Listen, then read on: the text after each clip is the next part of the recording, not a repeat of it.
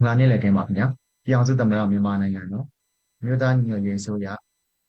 ကြေရရေးနဲ့လူဝင်မှုကြီးကြပ်ရေးဝန်ကြီးဌာနအမှုပိုင်းမြို့သမီးလူငယ်နဲ့ကလေးငယ်ရေးဝန်ကြီးဌာနမိုဘိုက်ကကြားရေးဝန်ကြီးဌာနအမှုကြီးနဲ့ Recording in progress. မာပြောင်မြောက်ဆက်သွယ်ရေးနဲ့ပြည်ဆက်ဆံရေးယူနဲ့ SCPR မှကြီးမှုရေးပြုလုပ်သောဂျာကာလာတရားဝေစမွေးဆိုင်ရာကျိုးပန်းဆောင်ရွက်ချက်များသတင်းစာရှင်းလင်းပွဲကိုတက်ရောက်လာပေးကြပါတော့ကုလသမဂ္ဂမှတာဝန်ရှိပုဂ္ဂိုလ်များနိုင်ငံတကာမှအစိုးရတည်တည်တာဝန်ရှိပုဂ္ဂိုလ်များနိုင်ငံတကာတန်တမန်များပြည်တွင်းပြည်ပမီဒီယာများတာဝန်ရှိပုဂ္ဂိုလ်များအားလုံးနဲ့သတင်းစာရှင်းလင်းပွဲတိုက်ရိုက်ထုတ်လွှင့်မှုကိုကြည့်ရှုနေကြတဲ့လေးစားရပါတော့ပြည်သူများအားလုံးကိုထူးပင်ကျေးဇူးတင်ရှိပါကြောင်းပထမဦးစွာပြောကြားပါရစေခင်ဗျာကျွန်တော်ကတော့ယနေ့စက်တင်ဘာလ17ရက်2024ခုနှစ်မြန်မာစံတော်ချိန်နေ့လယ်2နာရီမှာကျင်းပပြုလုပ်မယ်ဂျာကာလာတရားဝေစမွေးဆိုင်ရာကျိုးပန်းဆောင်ရွက်ချက်များသတင်းစာရှင်းလင်းပွဲတိုက်ရိုက်ထုတ်လွှင့်ပြသမှုမှာခန္ဓာမှုဖြစ်ဆောင်ရွက်ပေးသွားမယ် Press Office မှာဝီလျံမှဖြစ်ပါတယ်ခင်ဗျာတက်ရောက်လာပေးကြပါတော့ဝန်ကြီးဌာနအသီးသီးမှတာဝန်ရှိပုဂ္ဂိုလ်များမာပြောင်မြောက်ဆက်သွယ်ရေးနဲ့ပြည်သူ့ဆက်ဆံရေးယူနဲ့ Strategic Communication and Public Relations Unit SCPR မှအဖွဲ့ဝင်များပြည်တွင်းပြည်ပမီဒီယာများဖွဲ့စည်းတည်တည်မှတာဝန်ရှိသူများအနေဖြင့်မိမိတို့၏နာမည်များပြီးမှသက်ဆိုင်ရာကိုစားပြုအဖွဲ့အစည်းအမည်များကိုတက်ပေးကြဖို့လည်းမြစ်တာရက်ခံအပ်ပါတယ်ခင်ဗျာယနေ့ကျင်းပပြုလုပ်တဲ့ဂျာကာလာတရားဝေစမွေးဆိုင်ရာကျိုးပန်းဆောင်ရွက်ချက်များသတင်းစာရှင်းလင်းပွဲကိုဝန်ကြီးဌာနများ၏ Facebook page များ PPTV Radio NUG Red Peacock TVB မြစီမရန်ကုန်ခေတ်သစ်မီဒီယာ People Spring လူထုຫນွေဦး PD Channel The Voice of Spring ຫນွေဦးအတန်တန်လွင် Time နဲ့ဒီလန်သတင်းမီဒီယာတို့မှနိုင်ငံတကာနဲ့ပြည်သူများထံတိုက်ရိုက်ထုတ်လွှင့်ပြသပေးတော်မူလို့ဖြစ်ပါတယ်ခင်ဗျာမှတ်တမ်းယူလိုတဲ့မီဒီယာများကိုလည်း record ယူခွင့်ပြုသွားမှာဖြစ်ပြီးတော့ live နဲ့အတူ simultaneous interpretation နဲ့ပါရှိကြောင်းကိုအသိပေးပြောကြားလိုပါတယ်ခင်ဗျာMembers of the media are welcome to record the press conference. Additionally, simultaneous interpretation will be available throughout the live proceedings. Thank you for joining today. ဆက်လက်ပြီးတော့အခမ်းအနားစီစဉ်များကိုဖတ်ကြားမတင်ပြမီတက်ရောက်လာကြသောဝန်ကြီးဌာနအသီးသီးမှတာဝန်ရှိသူများနဲ့မိတ်ဆက်ပေးလိုပါတယ်ခင်ဗျာတက်ရောက်လာကြတဲ့တာဝန်ရှိပုဂ္ဂိုလ်များကတော့အမျိုးသားညွှန်ရေးအစိုးရပြည်ထောင်စုနဲ့လူမှုကြီးကြပ်ရေးဝန်ကြီးဌာနမိုဟိုင်းမှပြည်အောင်စုဝန်ကြီးဦးလင်ကိုလက်အမျိုးသမီးလူငယ်နဲ့ကလေးငယ်ရေးဝန်ကြီးဌာနမှမိုဘိုက်ကာမှပြည်အောင်စုဝန်ကြီးနောက်စုဆန္ဒလှလှဆိုတရားရေးဝန်ကြီးဌာန MOJ မှပြည်အောင်စုဝန်ကြီးဦးသိန်းဦးနဲ့ဝန်ကြီးဌာန3ခုမှတာဝန်ရှိသူများမှတက်ရောက်နေကြတာဖြစ်ပြီးတော့ပြည်တွင်းပြည်ပမီဒီယာများရဲ့မေးမြန်းမှုများကိုပြန်လည်ဖြေကြားပေးသွားမှာဖြစ်ကြောင်းအသိပေးပြောကြားလိုပါတယ်ခင်ဗျာကျွန်တော်တို့သတင်းစာရှင်းလင်းပွဲကိုစီစဉ်9ရက်နဲ့ကျင်းပပြုလုပ်သွားမှာဖြစ်ပါတယ်ခင်ဗျာစီစဉ်တဲ့အနေနဲ့ကတော့စီစဉ်1သတင်းစာရှင်းလင်းပွဲစတင်ကြောင်းကြေညာခြင်းစီစဉ်2သတင်းစာရှင်းလင်းပွဲကျင်းပရတဲ့ရည်ရွယ်ချက်အားရှင်းလင်းတင်ပြခြင်းစီစဉ်3မိုဘိုက်ကာပြည်အောင်စုဝန်ကြီးမှဂျာကာလာတရားဝေစမွေးဆိုင်ရာကျိုးပန်းဆောင်ရွက်ချက်များအားပြည်သူတို့ရှင်းလင်းတင်ပြခြင်းစီစဉ်4 MOJ တရားရေးဝန်ကြီးဌာနမှဂျာကာလာတရားဝေစမွေးဆိုင်ရာကျိုးပန်းဆောင်ရွက်ချက်များအားပြည်သူတို့ရှင်းလင်းတင်ပြခြင်းစီစဉ်5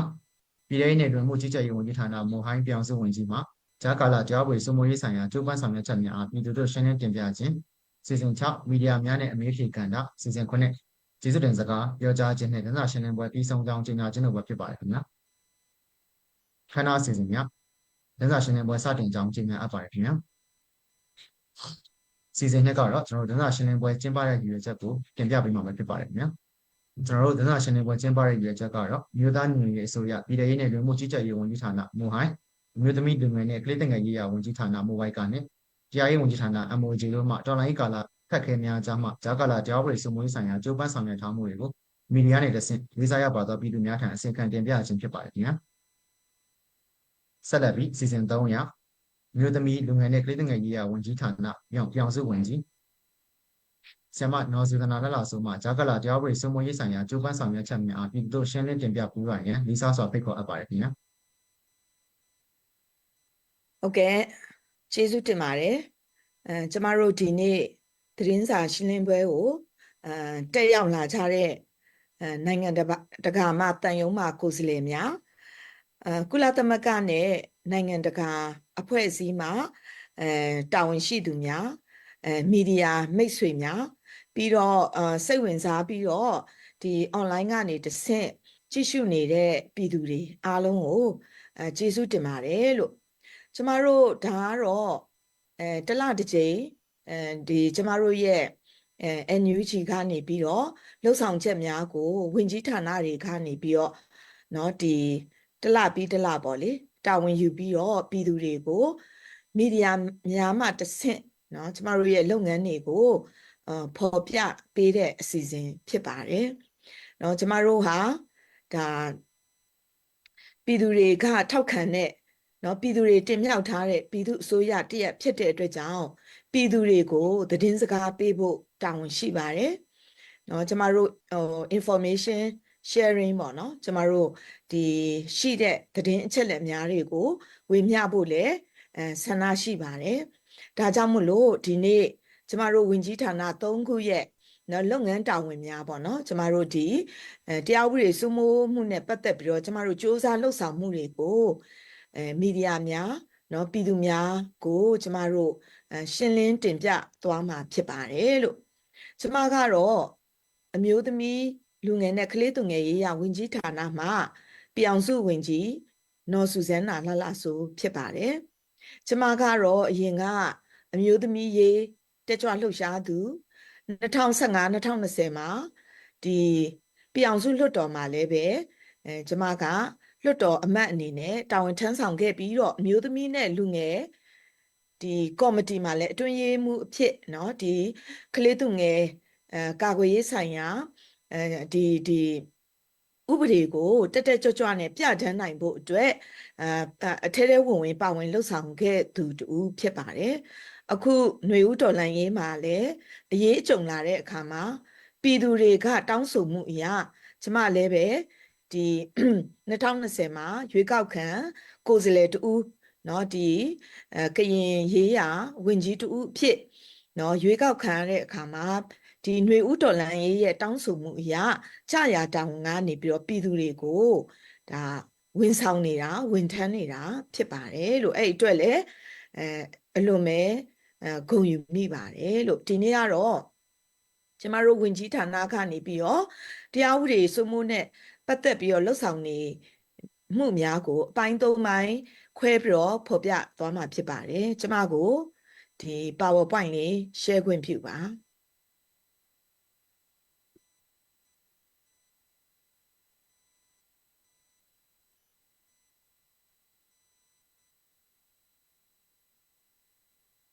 အားလုံးမြင်ရတယ်ထင်ပါတယ်နော်ဟုတ်ကဲ့ဒါကတော့ကျမတို့အမျိုးသမီးလူငယ်နဲ့ကလေးသူငယ်ရေးရာဝန်ကြီးဌာနရဲ့presentation ဖြစ်ပါတယ်ပထမဥစွာအနေနဲ့တော့ကျမကနေပြီးတော့ဝန်ကြီးဌာနရဲ့ဥတီချက်တွေပေါ့နော်ကျမတို့ကတော့ 3P လို့ခေါ်တယ် protect provide promote ဆိုတဲ့ 3P ပေါ့နော်ဒါကတော့အသွင်ကူးပြောင်းရေးကာလမှာအမျိုးသမီးလူငယ်နဲ့ကလေးသူငယ်တွေရဲ့အခွင့်အရေးချိုးဖောက်ခံရမှုတွေကိုအကာအကွယ်ပေးနိုင်ဖို့အတွက်ဖြစ်ပါတယ်နံပါတ်2ကတော့ဒီအမျိုးသမီးလူငယ်နဲ့ကလေးတွေရဲ့လုံခြုံရေးနဲ့ရှင်သန်ရပ်တည်ရေးအတွက်လိုအပ်ချက်များကိုထောက်ပံ့ပေးဖို့ဖြစ်ပြီးတော့เนาะ promote ကတော့အမျိုးသမီးလူငယ်နဲ့ကလေးတွေရဲ့เนาะဒီလူမှုရေးကျန်းမာရေးစီးပွားရေးနိုင်ငံရေးတွေမှာเนาะဒီဥဆောင်မှုเนาะဒီခေါင်းဆောင်နေရာနေပါဝင်ဖို့အတွက်ပါဝင်မှုကိုမြင့်တင်ဖို့ဆိုတဲ့ရည်ရွယ်ချက်3ရပ်နဲ့ကျမတို့တာဝန်ထမ်းဆောင်နေတာဖြစ်ပါတယ်ဒါကတော့ကျမတို့ဝင်ကြီးဌာနရဲ့တိဆောက်ပုံဖြစ်ပါတယ်ကျမတို့ဌာန5ခုနဲ့เนาะဒီဝန်ထမ်းတွေစေနာဝန်ထမ်းတွေ CDM ဝန်ထမ်းတွေနဲ့ကျမတို့တာဝန်ထမ်းဆောင်နေတာဖြစ်ပါတယ်အဲ့ဒီမှာဆိုရင်ဒီမှာဝင်ကြီးဒုဝင်ကြီးเนาะနောက်ပြီးတော့အတွင်းဝင်တွေပြီးရင်အမျိုးသမီးနဲ့ဂျန်ဌာနလူငယ်ဌာနကလေးသူငယ်ကာကွယ်ရေးဌာနဒီအပြင်ကိုเนาะဒီ research and development ပေါ့เนาะဒီ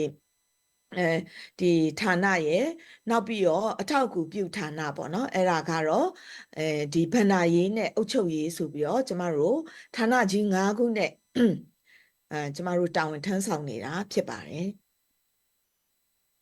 ဒါကတော့ကျမတို့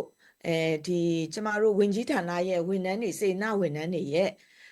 ethics ပေါ့เนาะကျမတို့ ethical framework ဖြစ်ပါတယ်ဒါကတော့နံပါတ်1ကျမတို့တာဝန်ယူမှုရှိရမယ်နံပါတ်2ကတော့အမျိုးသမီးလူငယ်နဲ့ကလေးတွေရဲ့အခွင့်အရေးကိုလေးစားရမယ်ပြီးနံပါတ်3ကတော့မတူကွဲပြားမှုကိုလေးစားခြင်းသဟဇာတဖြစ်ခြင်းညီညွတ်မှုနဲ့ခွဲခြားဆက်ဆံမှုမပြုခြင်းဖြောင့်မတ်တည်ကြည်ခြင်းဘက်လိုက်မှုမရှိခြင်းလူသားဆန်ခြင်း လျှို့ဝှက်ချက်များကိုစောင့်ထိန်ခြင်းကျွမ်းကျင်မှုရှိခြင်းနဲ့ကလေးငယ်ဘေးကင်းလုံခြုံခြင်းဆိုတဲ့နော်ဒီကျင့်ဝတ်တွေကိုကျမတို့ထိမ့်သိမ်းစောင့်ရှောက်ပါတယ်မဟာဗျူဟာနဲ့မူဝါဒရေးဆွဲတဲ့အပိုင်းမှာတော့ကျမတို့ဒီဝင်ကြီးဌာနစဖွဲ့ကလေးက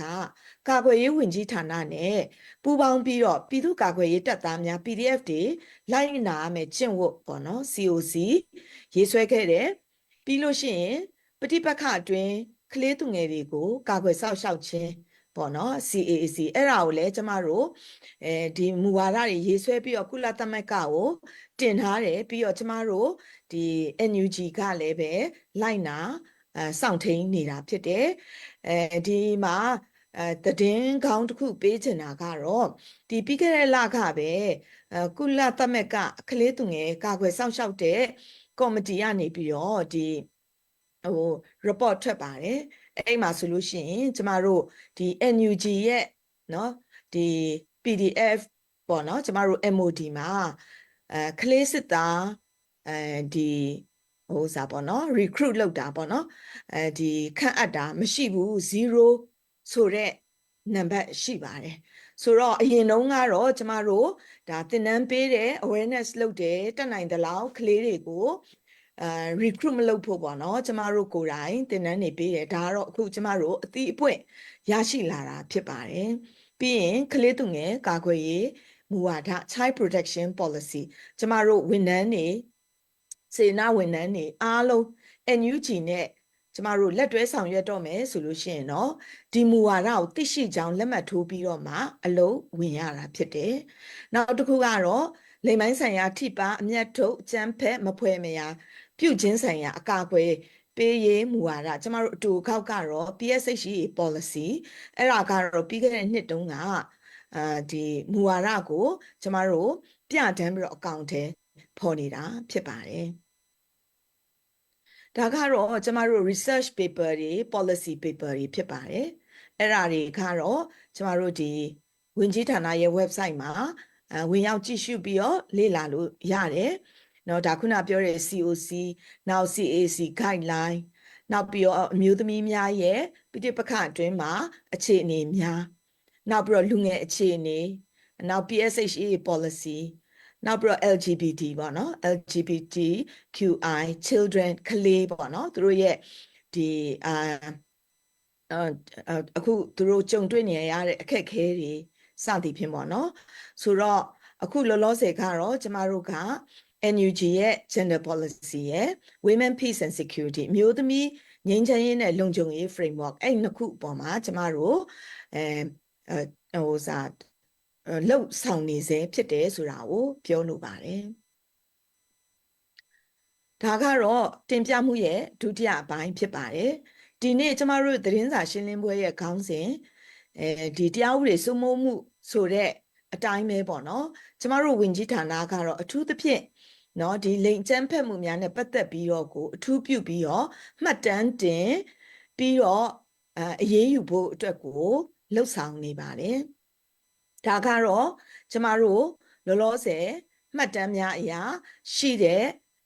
ဒီအရေးအတွက်တွေဖြစ်ပါတယ်ဒီမှာကြည့်မယ်ဆိုလို့ရှိရင်လိမ်အကြမ်းဖက်မှုဒါတော့ rape case ပေါ့လေနော်ဒီလိမ်အကြမ်းဖက်မှုကျူးလွန်ထမြောက်တဲ့အမှုတွေပေါ့နော်ဒါကစကစကျူးလွန်တာ139မှုပြည်သူအချင်းချင်းကျူးလွန်တာက92မှု PDF LDF ERO ကျူးလွန်တဲ့အမှုတွေက34မှုစုစုပေါင်း264မှုရှိပါတယ်အဲ့တော့ဒီဘက်မှာကျမတို့ဒီ record အရာပေါ့နော်အမှုပိတ်သိမ်းတာနော်စစ်ဆေးဆဲစသည်ဖြင့်ကျမတို့အမှတ်တမ်းတွေကိုပြန်ကြည့်တဲ့အခါမှာစကားကတော့တွေ့တဲ့အတိုင်းပဲနော်ဒီကျူးလွန်တဲ့ပြည်သူတွေပေါ်ကျူးလွန်တဲ့အမှုတွေကိုနော်အရေးယူခြင်းလည်းမရှိဘူးအမှုပြုလုပ်ခြင်းလည်းမရှိဘူးသူတို့ကစနစ်နဲ့ကိုပြည်သူတွေကိုကျူးလွန်နေတယ်ဆိုတာကိုတွေ့ရတယ်မနေ့တုန်းကပဲကျမတို့သတင်းတစ်ခုတက်လာတယ်82နှစ်အဖွားအိုကိုမဒိန်ကျင့်တဲ့ကိစ္စတွေနော်ပြီးခဲ့တဲ့2လလောက်တုန်းကလည်း83နှစ်အဖွားအိုမဒိန်ကျင့်တယ်နော်နောက်ပြီးတော့20နှစ်အရွယ်ဇနီးမောင်နဲ့2ယောက်ပေါ့နော် ရွာထဲမှာဝက်စာပြန်ကျွေးတဲ့အခါမှာနော်ဒီယောက်ျားရှိမှာပဲပေါ့နော်အမျိုးသားရှိမှာပဲအမျိုးသမီးကိုအုပ်စုလိုက်ဖွဲ့ပြီးတော့မဒိန်ကျင့်တယ်စစ်သား၄ယောက်ကမဒိန်ကျင့်ပြီးတော့အရှင်လက်လက်မိရှုတပ်ဖြတ်တယ်ဆိုတော့အလွန်ဆိုးွားတဲ့အမှုတွေကိုနော်စကစကျူးလွန်နေတယ်ဆိုတာကိုတွေ့ရတယ်ကျမတို့ကဒီအမှုတွေကိုအားလုံးမှတ်တမ်းတင်ပြီးတော့ကျမတို့ IIMM ကိုကျမတို့ပို့ဆောင်နော်မှတ်တမ်းပို့ပေးခြင်းရှိခဲ့ပါတယ်ဒီမှာပြည်သူချင်းချင်းကျူးလွန်တာကလည်းပဲသူလည်းများပါတယ်62မှုပေါ့နော်အဲ့မှာကျမတို့ကဒီမှတ်တမ်းအရာ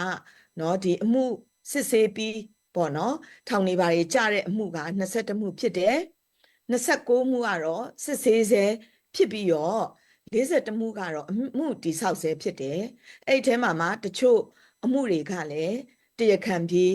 ဖြစ်နေတာကိုတွေ့ရပါတယ်ဒီမှာတခုကျမတို့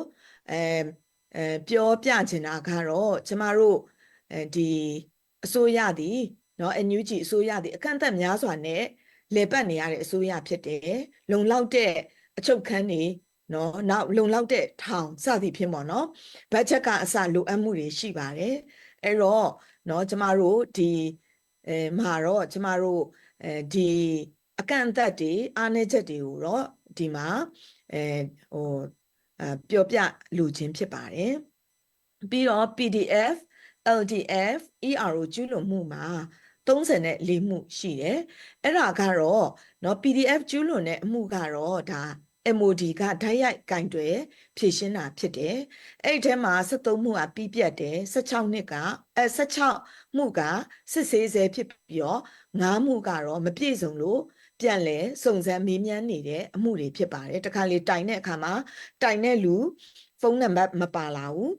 နော်နောက်ပြီးတော့ဖြစ်ပျက်တဲ့အကြောင်းအရာမပြည့်စုံတာတွေရှိလာတယ်စသည်ဖြစ်မော်နော်အဲ့ဒါတွေကတော့9မှုဖြစ်ပါတယ်ဒီအမှုတွေပေါင်းမှာကျမတို့ဝင်ကြီးဌာနကနေပြီးတော့ထောက်ပံ့နိုင်ခဲ့တဲ့အရေးအတွက်ထောက်ပံ့နေဆိုတာ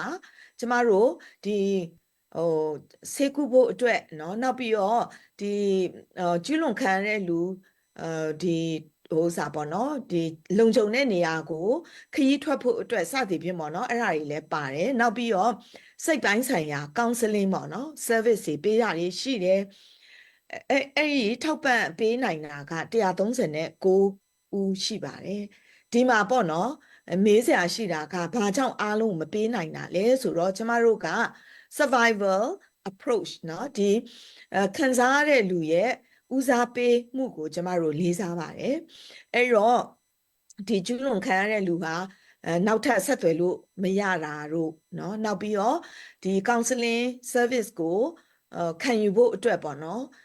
ပြန်ပြီးတော့ဆက်သွယ်လို့မရတာတို့စသည်ဖြင့်အဲ့ဒါတွေလည်းရှိပါတယ်เนาะအဲ့ဒါကြောင့်မလို့ကျမတို့ပြည့်ပြည့်ဝဝပေါ့လေကျမတို့ရဲ့ service 5ဆင့်အကုန်လုံးကို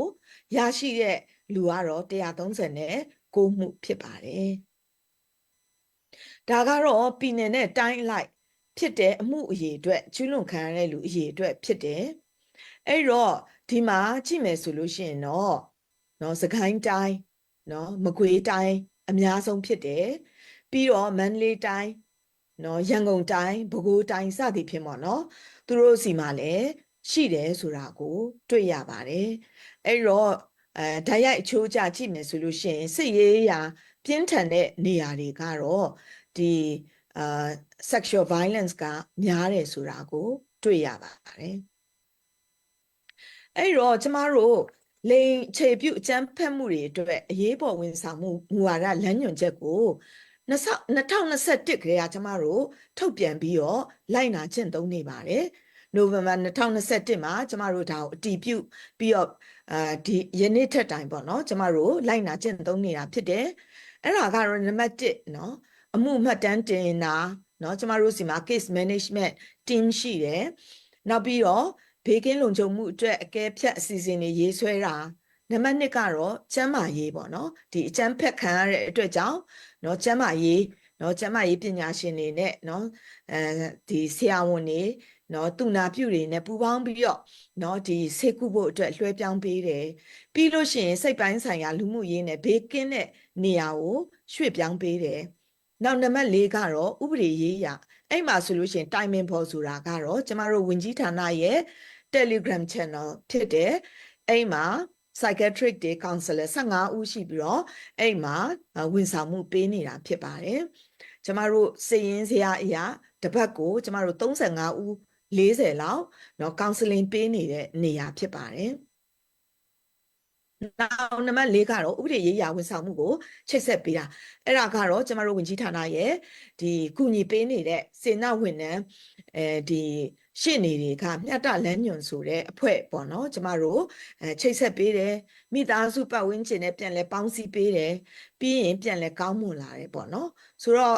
မှတ်ချက်ကတော့ခုနပြောသလိုပေါ့နော်ဒီဝန်ဆောင်မှုတွေကိုပံ့ပိုးတဲ့အခါမှာဆက်လက်ရှင်သန်တဲ့လူတွေရဲ့ဆုံးဖြတ်ချက်ပေါ်မှာပဲကျမတို့အခြေပြုလှုပ်ဆောင်တာဖြစ်ပါတယ်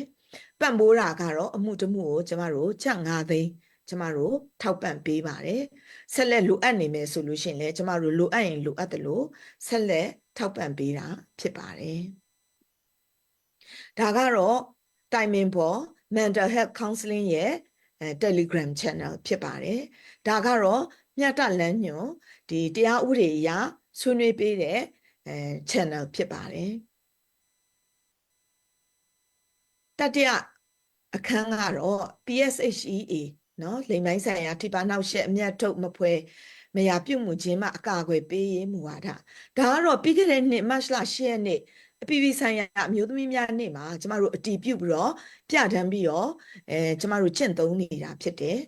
မူဝါဒတက်ရောက်တာကတော့ NUG ဝင်ကြီးဌာနတွေအားလုံးလက်အောက်မှာရှိတဲ့ဝန်ထမ်းတွေစေနာဝန်ထမ်းတွေ PDF ဝင်ကြီးဌာနကိုပံ့ပိုးကူညီတဲ့လူတွေရန်မုံငွေရှာပေးတဲ့လူတွေမိဖက်အဖွဲ့အစည်းတွေเนาะအားလုံးသက်ဆိုင်ပါတယ်အဲ့တော့ဒီမှာလိမ်မိုင်းဆိုင်ရာထိပါနှောက်ယှက်တာကတော့ငွေရေးအကျိုးအမြတ်အရာလူမှုရေးနိုင်ငံရေးအကျိုးအမြတ်အတွက်တော်၎င်းအခွင့်အာဏာကွာခြားခြင်းကိုတော်၎င်းယုံကြည်မှုကိုအလွဲသုံးစားပြုခြင်းကိုเนาะအဲ့ပေါ်မှာမူတည်ပြီးတော့เนาะလိမ်မိုင်းဆိုင်ရာအမြတ်ထုတ်ဖို့ရည်ရွယ်ပြီးတော့လှုပ်ဆောင်တဲ့အပြုတ်မှုအားလုံးကိုကျမတို့ PSHEA policy နဲ့ကျမတို့အရေးယူသွားမှာဖြစ်ပါတယ်အဲ့တော့ဒါကတော့ကျမတို့ကော်မတီတွေဖွဲ့ထားတဲ့ဘိုးကော်မတီလုပ်ငန်းကော်မတီမြို့နယ်ကော်မတီပြီးလို့ရှိရင်တိုင်းသားတော်လှန်ရေးအဖွဲ့နဲ့မြေများမှာလည်းပူးပေါင်းဆောင်ရွက်တဲ့ကော်မတီတွေရှိပါတယ်အဲ့မှာ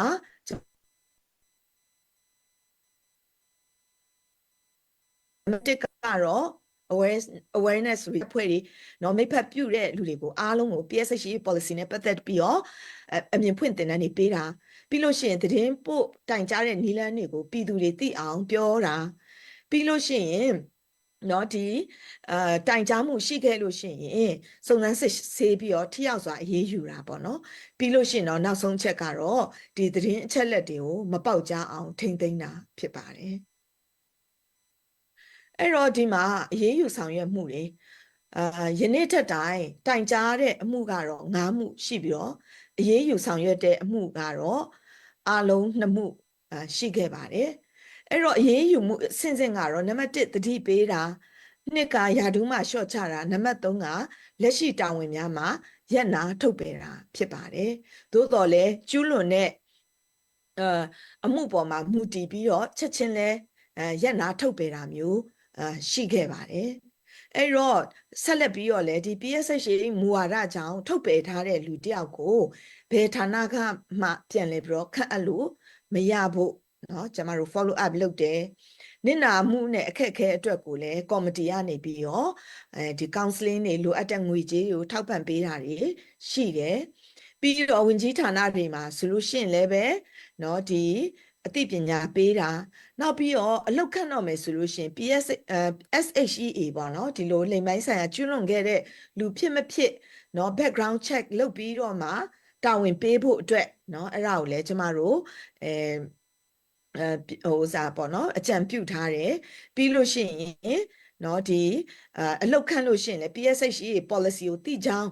ချိုးဖောက်လို့ရှိရင်အရေးယူအဖြစ်ပေးခံရမယ်ဆိုတဲ့အကြောင်းကိုထည့်သွင်းရန်ဆိုပြီးတော့ကျမတို့ဒါတွေကိုဆက်လက်လှုပ်ဆောင်လျက်ရှိပါတယ်လို့ဒါကတော့ကျမတို့ဒီတရားဥပဒေစိုးမိုးမှုเนาะဒီလူပြည်သူလူထုကိုကာကွယ်ဖို့အတွက်လှုပ်ဆောင်နေတဲ့ကျမတို့လုပ်ငန်းရပ်များဖြစ်ပါတယ်ဟုတ်ကဲ့ ဒါကတော့ကျမတို့ဝင်ကြီးဌာနရဲ့ website နဲ့ email ဖြစ်ပါတယ်ကျမတို့ဆက်သွယ်ခြင်းတာပဲဖြစ်ဖြစ်တိုင်စာတွေပို့ခြင်းတာပဲဖြစ်ဖြစ်ကျမတို့ email မှာတဆင့်เนาะနောက်ကျမတို့ရဲ့ page ပေါ့เนาะ page ရဲ့ messenger နဲ့တဆင့်ဆက်သွယ်ဆောင်ရွက်လို့ရရှိပါတယ်ဆိုတာကိုပြောကြားရင်းနဲ့ညီကုန်းချုပ်ပါတယ်ကျေးဇူးတင်ပါတယ်